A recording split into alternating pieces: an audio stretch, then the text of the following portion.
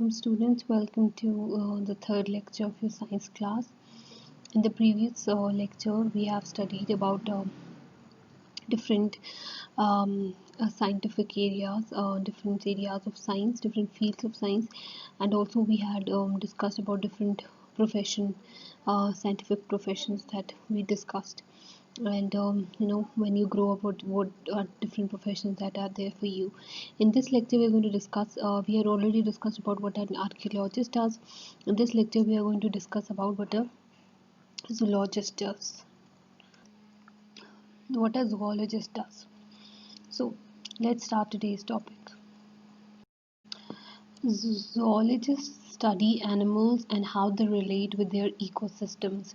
Ecosystem means the living things, all the living things that live in a particular area, and the way they affect each other and the environment. So there can be different ecosystem depending on the different animals, living things, or plants, or all other things that live in a particular area. They also study the physical characteristics, classification and behavior of animals. So basically, zoologist, as you can see that when you hear the word zoo, what comes to your mind, the word that comes to our mind is animals. So zoologists basically they deal with animals. They study animals and how they relate to each other and how they relate to their ecosystems. They study their physical characteristics. How do they physically behave, or how do their bodies function. Classification means how they are divided into different groups and what basis they are divided into different groups, and how the animals they behave individually or in a collective manner, or when they are placed into a certain area, and what is the general behavior of animals. So algebra, calculus, statistics, biology, physics, chemistry and English are important subjects related to zoology. So all the mathematics subjects and English are important to zoology, because when we because English is a universal language and everything that we study is in English. Right now I'm teaching you science, but the language is English. So English is important subjects, because once you know English, then you can study the zoology. And mathematics and physics, all, and chemistry and biology, all these subjects, they are included in the study of these things, because we have to do calculations, we have to study the biology of the animals, and how do things work, their chemistry. So all these subjects, they are part of they're related to zoology. This somehow they have a little significance in this particular field. So if you have to choose zoology as your career, then you will have to study these subjects, and not in detail but to a certain extent, because because mathematics and all physics and all these subjects, they are differently studied in different areas of science. So zoologists enjoy being around animals and are physically fit. So obviously, because all the animals cannot be human friendly. Some of them can be very dangerous to human beings. They can be life threatening to human beings, like a tiger or a leopard, or a crocodile, or snakes, or you know or or all other different animals, like a shark, or many different animals. So you have to be physically fit, to deal with different animals, because as zoologists, they study the behavior of different animals and different species which have not been discovered. And they kind of study, so they don't really know beforehand that okay, this animal is going to be dangerous, or this animal is going to be life threatening to me. Although we have some animals which are very commonly present in the universe, and we have already studied about them. So we know that okay, this animal is dangerous and this is not.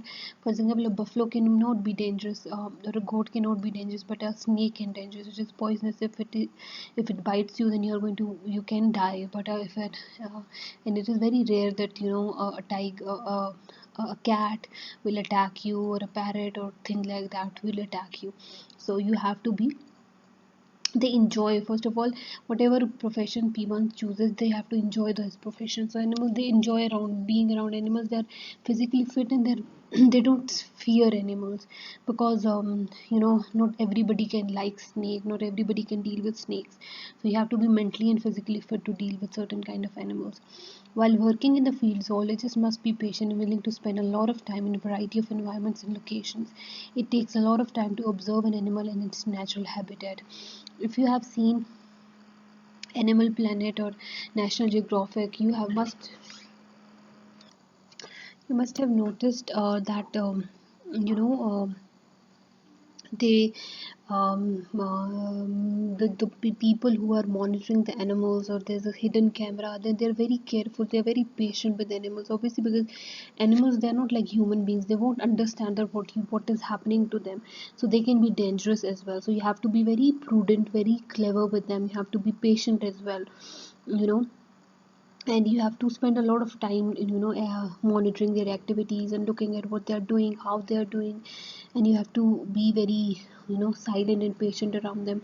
And obviously, because there are some species or some animals that are not present everywhere on earth. So they are in some parts of the earth, they are present, where they are very present in a very limited space. So for that, a zoologist needs to travel all around the world, and he has to move to different remote areas, to different locations which are not very feasible for humans. But they because there are because science is all about discovery, and zoologist is a scientist.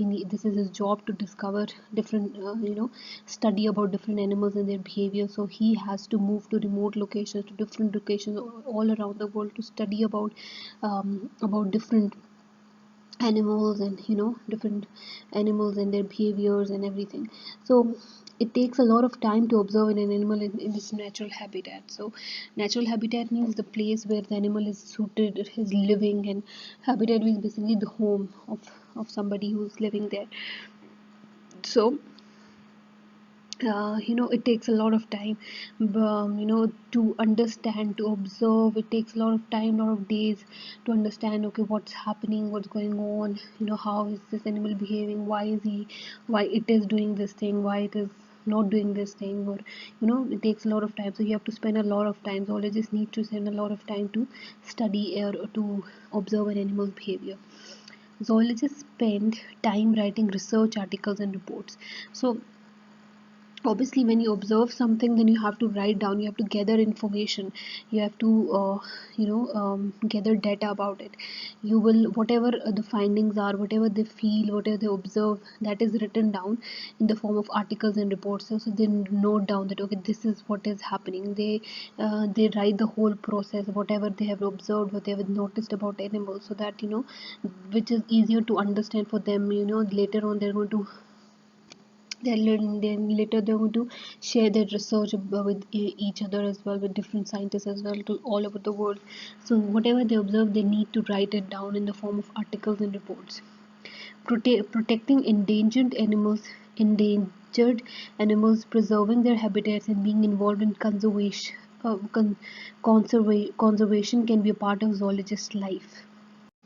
Endangered animals are those animals which or animals, or they can be plants as well, that may soon not exist, because there are very few now alive. Like there are there are and some animals who were uh, uh, present in a great number, but with time they have they are becoming extinct, they are becoming less. And so those are endangered animals. We call them endangered animals because they may not be able to no may not be able to live a longer life. And they're going to be non-existent after a few period of time.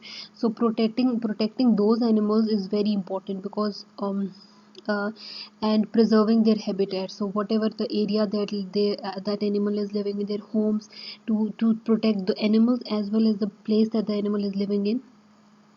And being involved in conservation can be a part of zoologist life. Conservation here means that the protection of animals and plants, and other natural areas, and important things, and other important animals. You have protection of all these animals, especially from damaging effects of human activity. Like if there is an activity that endangers those animals, this is the part of zoologist's life. This is the part of the job of zoologists, to protect the animals, to make sure that the endangered animals and all the animals in their habitats are protected. Conservation means basically the protection of animals. Zoologists can find jobs at museums, zoos, government agencies, and non-profit organizations. So as we are discussing different areas and different fields of science, so they are telling what does the scientist do, and where they can find jobs, and how is going to be their work. And so this is a very great learning for you. I mean, if any career interests you, then you can pursue your career when you grow up. So if you want to a zoologist, where you can find jobs, you can find jobs at museums, at zoos, government agencies, and non-profit organizations. Non-profit organizations are basically the type of organizations that do not earn profits from for its owners. So basically, the thing is, these type of organizations, they work for the welfare of people, or welfare of different things, like welfare of animals, so that people don't get profit of it. This is not job for people. This is not an earning institution for a person. This is basically is dedicated to a specific task, or specific cause. So when you grow up, you can do get a job in all these kind of areas. To find a job in this field, you need at least a bachelor's degree in zoology. Higher level jobs need more qualifications. So when you grow up after doing your 9th 10th FSC, you can do a bachelor's degree in zoology, and then if you want to do masters or a PhD, then you can do that for a higher level of job. So what is necessary, mandatory, is getting a degree in zoology, bachelor's degree in zoology. A zoologist's job can include fundraising, writing reports for articles, classifying animals, and estimating wildlife population, and much more. So, what is the job of a zoologist? It can include fundraising. It depends on what kind of degree you have and what kind of knowledge and skills you have. So, basically, sometimes there is not a lot of organization that work for animals, or endangered species, endangered animals. So what they do, so you can be a fundraiser, you can raise funds and help animals. You can write reports about it. You can join an organization which you know which studies about animals, so you can write reports about them. That's why English language is important. And classifying animals, like distributing animals into different groups depending on their traits, depending on their qualities, and estimating wildlife populations. This is why all these subjects are important. Estimating wildlife populations, it includes maths as well. So you need to be good at maths to estimate wildlife population. You need to make estimations and other things. So the word zoology originates from the Greek word that means animals and knowledge. So zoology means animal, and zoo means animals, and it means zoology means basically animal and knowledge. So this is originated from the Greek word. Okay, this is a Greek word which means animal and knowledge, the knowledge of animals.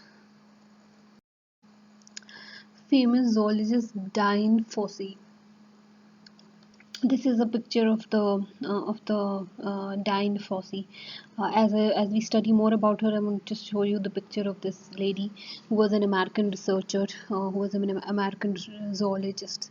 She was one of the very famous zoologists and this is a picture of her, this old lady. Okay. So Dian Fossey was an American zoologist who conducted a large study of gorilla groups. For 18 years. She studied them every day in mountains forest of Rwanda. So as you can see, I've shown you already a picture of her. Most of her pictures that you will find on internet are with gorillas. So she basically studied these gorilla groups, different types of gorilla groups, for 18 years of her life. So she studied gorillas, different gorilla groups for 18 years of her life. And for that she traveled to forest of Rwanda. So Rwanda, basically, it's these forests of Rwanda are in somewhere in Africa. So what she did was she went there, she lived there, she studied the mountains, the gorillas that live in mountains. She studied them for 18 years of her life. If it were not for Diane's great efforts, these magnificent animals might have been extinct. So she discovered them, she studied about them, she write articles about them, she write reports about them, she observed them, and she then and the world got aware of these gorillas because of her, and because of her efforts these are still present. They did not become extinct, they did not vanished away because of her. She lived among the mountain gorillas for of the Virango volcanoes and died trying to protect them. So because they were becoming extinct, maybe because there was no food, or other because of the weather conditions and everything, because maybe the volcanoes and everything. So she basically dedicated her life to these gorillas, and she died protecting them. A great bond was established between her and the gorillas she observed. The gorillas allowed her to enter and experience their lives. So, and because she spent a lot of time of her life with them, so they also, because they are friendly, they are a friendly animal. Normally they are not very dangerous. Gorillas and monkeys, they are not very dangerous animals, they are human friendly. So she, because she observed them, she lived there for a longer period of time, so the gorillas also allowed her in her life. They were being illegally and uncontrollably hunted. Diane made it her mission to bring attention to the condition of the to the condition of the mountain gorilla. So because people used to hunt them, and they were illegally hunted.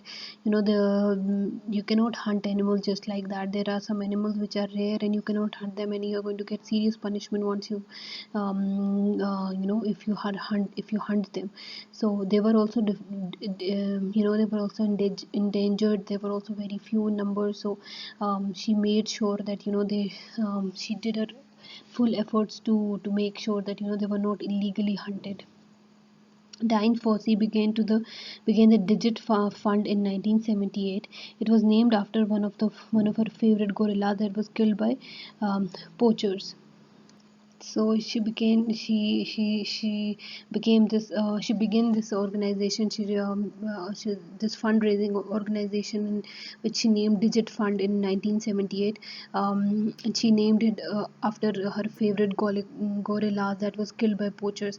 Poachers means are the people that hunt animals illegally. Ranger patrols were made possible by the Digit Fund, which started the beginning of gorilla conservation through the changing political and environmental demands of Africa. So a ranger basically means refers to somebody or to a professional that is involved in the protection and management of natural parks and natural areas. And a ranger and patrolling means monitoring wildlife or monitoring a particular area, again and again going and monitoring that area. So ranger patrols were these people who protected the gorillas, and you used to monitor that they are not illegally hunted. So she, because she raised fund, and then she let the world out that these are going to be extinct, and people need to do something about it. So because of her, these rangers, they were made possible, so that they're protected. A book published in 1980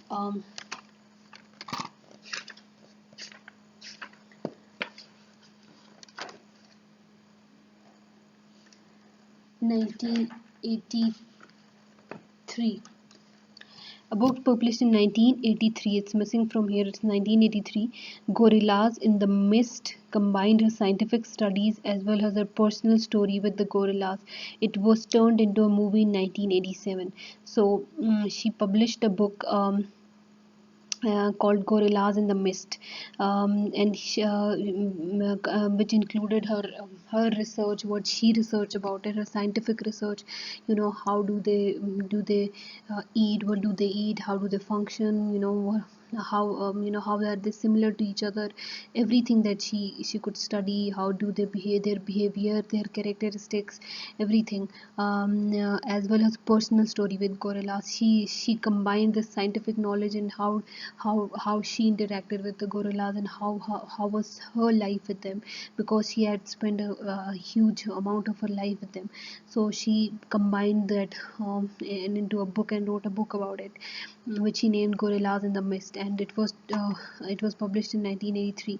And if you are interested, then you can go and watch the movie, which is also there in which is also with the similar name. So in 1987, and it was turned into a movie. This book was turned into a movie. So if you want to learn more about this famous zoologist, you can go and research about her. It is going to be a good finding.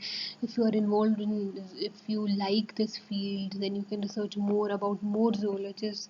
There are so many different zoologists who study animals. You can study more about them, and just to get a peek into her life with gorillas, you can watch this movie. If you can't study the book, which is going to be great, but if you can't study the book, then you can watch the movie. And so this is all for today. Today we have studied about what zoologists do and a famous zoologist. In the next lecture, we are going to study about research about marine biologists on your own. And we have studied about archaeologists so far, zoologists, and now we're going to study about marine biologists. So which I'm going to study in the next, which I'm going to teach in the next lecture, and I'm going to give you a worksheet about this lecture. So every lecture that we are going to have is going to have a worksheet now. So you have to listen to the lectures very carefully, and we are going to meet in the next lecture. And so revise this lecture and do the worksheet. And if you are having any trouble, please contact the school administration. We're going to help you out. Till then, take care, and Allah Hafiz.